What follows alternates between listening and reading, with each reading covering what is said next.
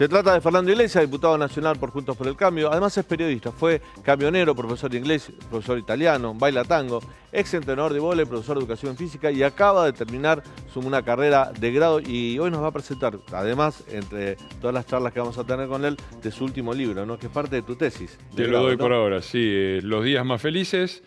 Gracias por la invitación.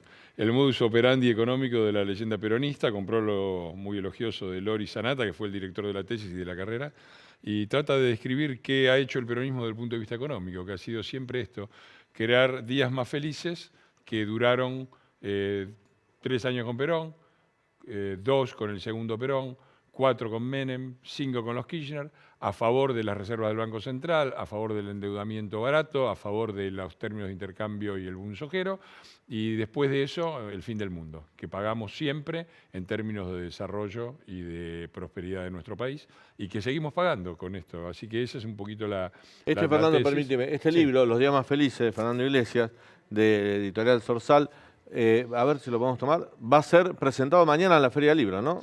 Lo presentamos mañana, lo van a presentar, bueno, yo soy un estudioso de la economía, pero no soy un economista, y me he sometido al juicio de los 3 grandes economistas de nuestro interbloque, que son Martín Tetaz por el radicalismo, Luciano Laspina por el PRO y Ricardo López Murphy por Republicanos Unidos. Así que van a 20:30, mañana, Feria del Libro, Sala Victoria Ocampo. Voy a ir yo primero con muchísimo entusiasmo a escucharlos a ellos. Bueno, estás invitado a pasar por la radio. Yo estoy transmitiendo 18:20 en la radio con la 11:10. No llego para el inicio. Si pasás un ratito antes, estás invitado a pasar a los gusto. estudios a la 11:10 y podemos charlar un ratito ahí también. Que tenemos público en la radio también que nos escucha todos los días. De paso, chiveo mi programa que va de lunes a viernes de 18:20 en la 11:10, Cara y Cruz. Bueno, nunca chivié el programa de radio. Bueno, a ver, hicimos los dos, el libro y mi programa. Dale. Bueno, Fernando, 6% de inflación. Inflación anualizada la más alta de los últimos 30 años y remontarse hasta antes de la convertibilidad. ¿Qué te dice eso? No, lo veo al presidente otra vez de comentarista. No estamos conformes con esto, ¿viste? Me hace acordar a Cristina que dice, las víctimas no somos nosotros, la víctima es la gente que no llega a fin de mes. Digo, han gobernado desde el 2001 hasta ahora, han pasado 20 años, por lo menos, han gobernado 16, no han dejado de gobernar los otros 4, han sido el club del helicóptero, los pone piedras, los que bloquearon todos los proyectos de reforma laboral que hemos hecho, y ahora son comentaristas de la realidad, ¿no? Tanto Alberto como Cristina. ¿Qué se puede agregar? Que esta es una inflación, nosotros obviamente, la inflación quizás fue uno de los puntos débiles, pero era una inflación que pronosticaba menor inflación, porque la mayor parte de la inflación que teníamos nosotros era por el aumento de tarifas y por la devaluación. Es decir, habíamos heredado un enorme atraso cambiario y tarifario, tarifas que cubrían el 15%, un atraso cambiario enorme, similar al de la convertibilidad en el 2015, e intentamos corregirlo. Esa era la inflación que, a medida que vos la corrigiendo, cada vez iba a ser menor. Ahora, lo que tenemos es una inflación que es mucho peor. Primero, porque son 30 años, ¿no? Batieron el récord de 30 años. Segundo, porque es una inflación, como vos señalaste, es una inflación clasista, que afecta sobre todo a los de más abajo, que son los que gastan en alimentos. En alimentos sí, y en ropa, ¿no? Entonces afecta sobre todo a los de abajo y a la clase media, ¿no? Con valores ridículos que muestran el fracaso del proteccionismo y las consecuencias del proteccionismo.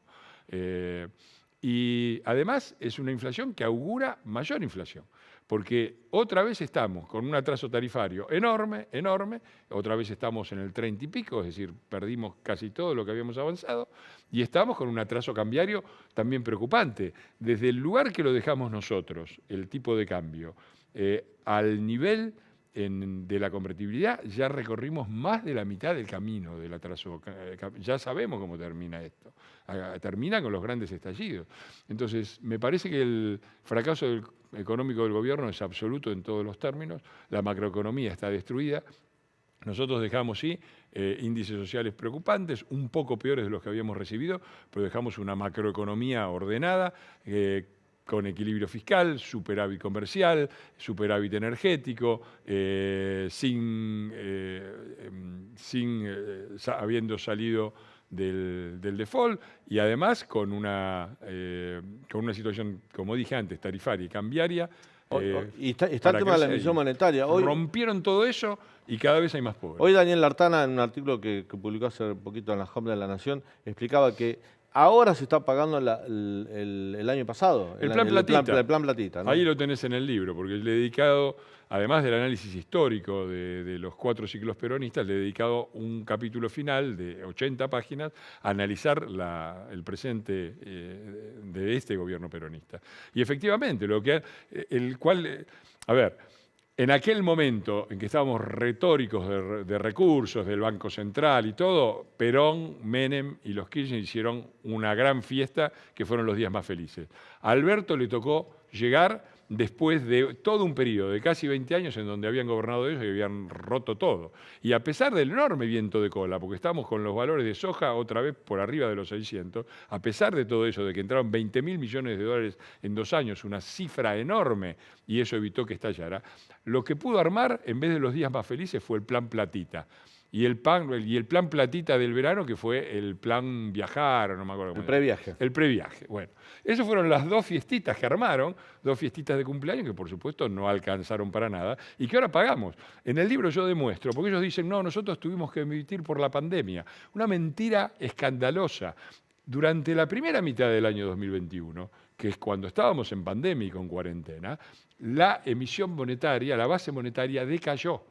Es decir, no la usaron para... Fue cuando se acercaron las elecciones, en la segunda mitad del 2021, que empezaron con el plan Platita y empezaron a tirar plata, tirar plata, tirar plata. La inflación que tenemos ahora es consecuencia de eso, que a pesar de todo el esfuerzo que hicieron, no les ahorró el peor resultado histórico del peronismo, 30%. Fernando, ¿vos no creés a ver si te la crees de verdad la pelea entre el kirchnerismo, entre Cristina y Alberto? ¿Creés que forma parte de una estrategia de ser oficialismo y oposición dentro de un mismo gobierno? Y te pregunto esto porque uno ve las críticas, por ejemplo, los 30 diputados que no votaron el acuerdo con el Fondo Monetario Internacional, pero a fuerza de ser honesto, hasta la derrota de las PASO de septiembre no habían dicho nunca nada respecto al acuerdo con el FMI. A partir de esa derrota electoral, de la debacle electoral del oficialismo, empezaron a sacar los pies del plato, ¿no? Eso demuestra, perdón que haga tanto chivo, pero bueno, otro de los puntos centrales del libro, que es ¿qué es el peronismo? El peronismo no es un proyecto ideológico, no tiene una ideología, no tiene principios, es un proyecto de poder. Y lo que le interesa es el poder, las cajas del poder y la impunidad después de que se van del poder y volver lo antes posible. Eso es todo lo que les importa. Y a Cristina, por supuesto, no es que le importa el fracaso de este gobierno en términos de las consecuencias de las víctimas, como dice. Le importa porque sabe que van a perder las elecciones o cree que van a perder las elecciones, ojalá, falta mucho y hay que pelearla, y tiene miedo de perder el poder y de ir presa. Eso es lo único que les importa. Y la pelea es falsa y no es falsa. No es falsa en el sentido de que la diferencia ideológica o de cómo hay que hacer las cosas y de qué es lo que va a pasar existe. Pero es falsa en el sentido de que ambos se benefician de esta situación. Si Cristina quisiera realmente cambiar las cosas, lo que haría sería retirarse del gobierno, dejar que el gobierno se cayera, porque ¿cuánto duraría este gobierno solo? ¿No? Y asumir ella como presidenta y gobernar. Lo que pasa es que sabe que lo que tiene que gobernar es la miseria que ellos mismos crearon. Entonces no quiere eso, entonces se mantiene, es la oposición, pero sigue en el gobierno. Las 2 ventajas. Tiene las ventajas de ser parte del gobierno, las cajas, el poder, ¿no? Y la impunidad, y al mismo tiempo se preserva su capital político. Y Alberto lo mismo, sigue ahí. Pero no lo ves, Alberto, a ver, desde el lunes para acá, por lo menos le ha contestado a Cristina. Hasta hoy salió Aníbal Fernández y dijo, bueno, vayan unas pasos, Alberto lo debe entender. La 5ª edición del nacimiento del albertismo. No digo que sea el nacimiento del albertismo, yo no estoy diciendo tanto, pero sí que ha dicho cosas que no dijo antes, ¿no? Por ejemplo, dijo, en mi gobierno no se ocultan los datos de pobreza. Un golpe durísimo al Bueno, se podría haber acordado que él fue el jefe de gabinete hasta el 2008 y la intervención del INDEC con Guillermo Moreno fue en el 2007. Podría tener un poquito de memoria, ¿no? Mirá cómo será de malo Alberto que me hace defender a Cristina. Pero vos pensás que él en su debilidad necesita salir a tirar unas trompadas al aire para ver si pareja la cosa. Yo creo que los dos están apostando exactamente a lo mismo, a mantenerse en el gobierno, en el poder, en la impunidad, en el control de las cajas, y a preservar su propio capital político. Y ya lo dijo, bueno, lo acabas de pasar con Aníbal Fernández, vamos a una interna. O sea, seguimos así. Pero acá hay un problema que tiene que entender, yo creo que tiene que terminar de entender la sociedad argentina, que es el título de otro libro mío, sigo con los chivos, es el peronismo. Es el peronismo, muchachos. Porque cuando vos ves la división del bloque de Senado y el bloque de diputados, sacás una conclusión muy básica, que el kirchnerismo es la minoría. Entonces no es que está gobernando el kirchnerismo y que nos sacamos está gobernando el peronismo kirchnerista y los que se dicen no kirchneristas, pero siempre le votan las leyes y le votan todo. Entonces los dos juegan a lo mismo, hacer al mismo tiempo son y no son. Entonces ahora nos falta... esto ahora va a venir, ha empezado lo que yo llamaría el método Julio Bárbaro anticipado, ¿no? Porque Julio Bárbaro esperaba que terminaran los gobiernos y claro, mientras les iba bien eran peronistas, cuando les iba mal dejaban de ser peronistas. Ahora todavía no terminó este gobierno, recién llegó a la mitad y ya empezamos con que si es peronista no es peronista. Por favor, es peronista, tienen mayoría en las dos cámaras, si no fuera por ellos, Cristina no estaría manejando el país desde hace 20 años. Leandro tiene pregunta para vos. Lean. Fernando, esta semana Patricia Bullrich y Horacio Rodríguez Larreta pronunciaron discursos presidenciales, si se quiere, en Fundación Libertad y AmCham. ¿A quién vas a apoyar vos en 2023? ¿A Bullrich, a Larreta o a Macri? Mirá, sí, estuve presente en los dos. Estuve en la cena de la Fundación Libertad y estuve en AmCham también. Y me parecieron brillantes los discursos que pronunció Patricia Bullrich en los dos casos y muy buena la intervención de Mauricio. Está muy claro que los candidatos que yo apoyo son Mauricio y Patricia, tendrán que decidir ellos cómo Si son los dos candidatos, ¿por qué lado? ¿De quién te sentís más cercano? No creo que sean los dos candidatos. Me parece que lo que se necesita es un acuerdo entre ellos para ver quién es el que va y que eso habrá que hacerlo en su debido tiempo. Ahí te estaba preguntando por un sector al cual vos te enrolás, Macri, Patricia Bullrich, el sector interno de Juntos por el Cambio, al cual uno te ubica vos, ¿no? Ese sector que de alguna manera no quiere romper con Milei. Como dice, che, está malo que yo Juntos por el Cambio cerrar la puerta. Bueno, a lo mejor yo acá lo expliqué, me puedo haber equivocado, mi análisis era que era una cuña Milei que en un momento parecía que podía romper Juntos por el Cambio. Y la mesa Juntos por el Cambio decidió cerrar el tema en ese momento con ese comunicado. ¿Para qué? Para no dejar abierta la posibilidad de que los analistas políticos hablen de que se podía partir. Pero siguió dando vuelta al fantasma Milei adelante y algunos reaccionaron. Patricia Bullrich, por ejemplo, se enojó por ese comunicado. A ver, yo no personalizaría. Yo diría que nosotros tenemos que abrir, el país necesita una revolución liberal. Necesitamos rescatar el rol de la empresa privada, bajar los impuestos, bajar la carga fiscal, todas cosas que nosotros hicimos en nuestro gobierno. Fue muy injusto, no solo Milei, sino todos los liberales, en no reconocer el enorme esfuerzo macroeconómico que hizo nuestro gobierno, que le costó justamente la reelección. Ahora, dicho esto, nosotros tenemos que incorporar esas ideas. Yo con Javier tengo acuerdos en hacia dónde hay que mover la economía, ¿no? Hacia el lado liberal, no me cabe ninguna duda. Tengo desacuerdos en hasta dónde hay que llegar. Él quiere ir hasta el narcocapitalismo, yo no. Yo me frenaría mucho antes, pero me frenaría en el liberalismo, ¿no? Y tengo muchos desacuerdos desde el punto de vista político. Me parece que hay muchas posiciones de él desde el punto de vista político que son populistas, que no ayudan. Pero, a ver, no me causa miedo Milei. A mí, ¿sabes quién me da miedo? Me da miedo Massa. Y me parece raro que los que están con Massa nos digan, ojo con Milei. ¿Y con Massa? Porque Massa sí representa algo, representa un aparato corporativo que es el que gobierna la Argentina y una serie de intereses. Entonces me parece que eso va a haber que seguir discutiéndolo, ¿no? En la ciudad de Buenos Aires, la semana pasada, la noticia fue que Martín Lustó dijo, no voy a competir por la presidencia, por el radicalismo, voy a ser candidato a jefe de gobierno. ¿Va a haber un acuerdo, pensás, entre las fuerzas políticas o va a haber interna ahí entre el PRO, el radicalismo? ¿O el PRO le va a ceder al radicalismo la candidatura? El PRO gobierna la ciudad porque todos se olvidan, o muchos nos olvidamos, de cómo era la ciudad que nos dejó Ibarra, porque muchos dicen la opulenta Buenos Aires. Bueno, la opulenta Buenos Aires, cuando la dejó Ibarra, era la ciudad de Cromañón, era una ciudad oscura, insegura, sucia, ¿no? Sin ninguna de los brillos que tiene ahora, ¿no? Y eso fue un trabajo del PRO, y me parece muy raro, no, por supuesto, yo como integrante del PRO no estaría de acuerdo en resignar simplemente. Por supuesto que Martín tiene todo el derecho a presentarse y el PRO yo creo que tiene que tener su propia candidatura. Está Waldo Wolf, que se está proponiendo como candidato a jefe de gobierno, a quien yo apoyo fuertemente.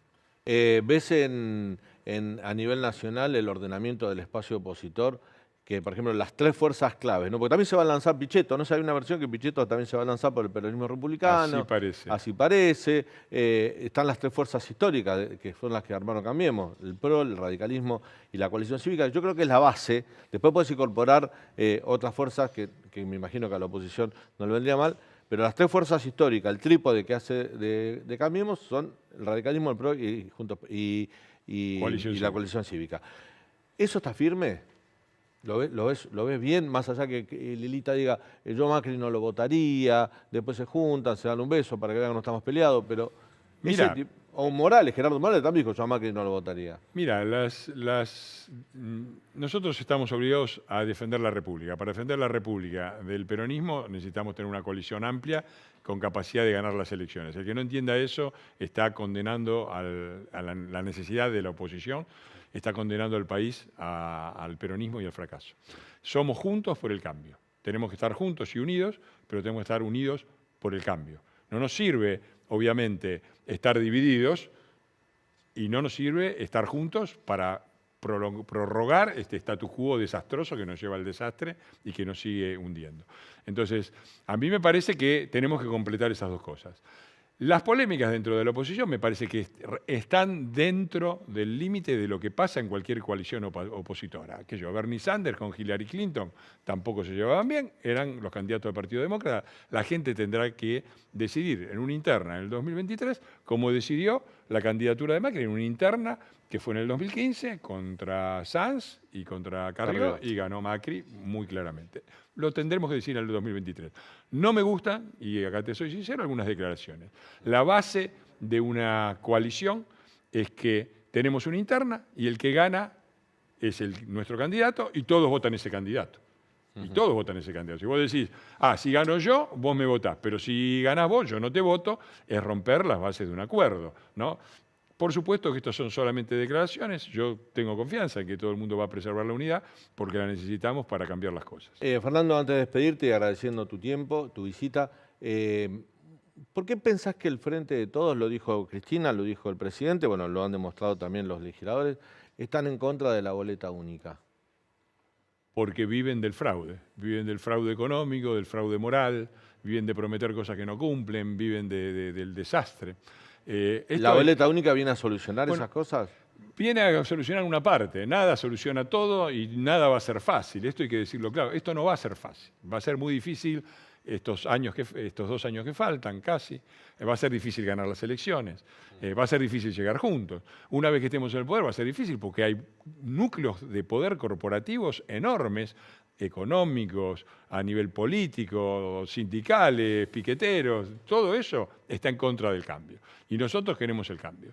Y esto es uno de los puntos de resistencia, porque claro, la boleta partidaria es la que permite el fraude, sobre todo en los distritos que les interesan a ellos, el conurbano bonaerense, las provincias feudales del norte, donde están los y no pone a los partidos chicos en igualdad de condiciones con los grandes. No solamente no pone eso, sino que obliga a un esfuerzo de fiscalización de gastos de la política que después sale o de los presupuestos que pagamos todos los ciudadanos o de fuentes que es mejor no confesar. Entonces, esto es un paso decisivo hacia la transparencia. Y acá tenés claro la grieta. Porque muchos hablan de la casta, pero yo hablo de la grieta, acá se ve clara la grieta. Miren los que están a favor de seguir con el escándalo de la boleta partidaria, que no se usa en ningún lugar del mundo decente, en donde la política tenga un mínimo de prestigio, no se usa la boleta partidaria, se usa una boleta única de papel o electrónica, y miren los que estamos a favor. Entonces ahí tenés muy claro que no hay casta, hay quienes queremos transparencia, hay quienes queremos terminar con el fraude, con el derroche económico de imprimir boletas partidarias, con todo ese circulito de la imprenta amiga que me sobrefactura y qué sé yo, y vivimos todos de acá, todo eso lo queremos romper, lo queremos cambiar y quienes quieren mantener el status quo. Fernando, gracias por tu visita. Gracias por la invitación. Mañana entonces, nos vemos mañana. 20:30, Feria del Libro. 20:30, Sala Victorio Campo, Tetaz, López Murphy y La Espina, que saben de economía, presentan el libro de un ignorante de economía que, sin embargo, algo escribió. Los días más felices de Fernando Fernando Iglesias. Iglesias. En tu programa. Gracias, Fernando. Al contrario. Vamos a un breve corte y